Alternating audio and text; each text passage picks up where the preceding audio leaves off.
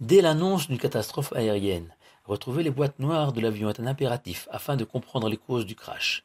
À la veille du 9 Av, commémorant la destruction des deux temples, l'exil et tous les malheurs ayant frappé le peuple juif jusqu'à nos jours, notre paracha de Devarim, systématiquement lu avant le 9 Av, constitue les boîtes noires de notre histoire et il convient de la déchiffrer afin de sortir du cercle vicieux de l'exil. Précisons que ces 3 minutes ne viennent aucunement exonérer la faute de nos ennemis. Nous savons aussi que le peuple juif possède les leviers de son histoire et que l'Éternel miséricordieux calque sa conduite envers les enfants d'Israël sur leur comportement à son égard. Et c'est le message de Moshe, notre paracha, qui, qui va reprocher aux enfants d'Israël sortis d'Égypte de n'être pas parvenus à rentrer en terre des Canaan sous sa direction.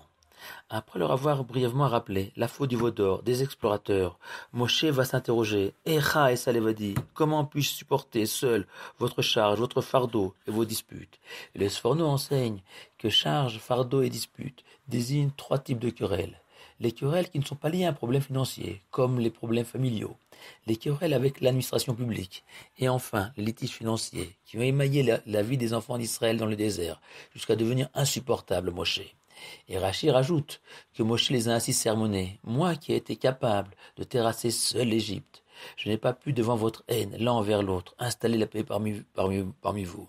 Au point, dit Moshe aux enfants d'Israël, que je dis nommer des juges intermédiaires entre nous pour me soutenir. Et le Sfat Emet explique que c'est là le point de départ de tous les malheurs. Devant leur caractère détestable, Moshe s'est éloigné des enfants d'Israël et sans guide. Les enfants d'Israël sont perdus dans l'immensité du désert. Et le Midrash fait remarquer que Moshe, Isaïe et Jérémie ont tous prophétisé en utilisant le mot Echa, comment, pour décrire une pièce en 3 actes.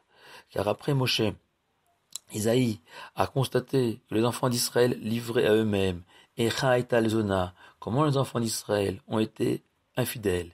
Et l'épilogue est décrit par Jérémie, Echa Yashvabadad, comment la ville de Jérusalem est solitaire, elle naguère, si populeuse. Et les mêmes causes produisant les mêmes effets. Le Talmud explique que le 2e temple aussi a été détruit au début de la chrétienne à cause de la haine gratuite. Le Talmud enseigne enfin que toute génération qui n'aura pas vu le temple de Jérusalem reconstruit a autant de tort que la génération ayant vécu sa destruction. Et le Sfat Emet explique que chaque génération bénéficie du travail spirituel des générations précédentes, comme nous le disons 3 fois par jour dans nos prières. Bonné au Shalaim, Hachem reconstruit Jérusalem à chaque instant, car chaque génération est tenue d'apporter sa pierre à cet édifice unique et éternel, symbole de l'amour de Dieu pour ses enfants, à condition d'avoir enfin appris à nous aimer les uns les autres. Shabbat Shalom à vous tous.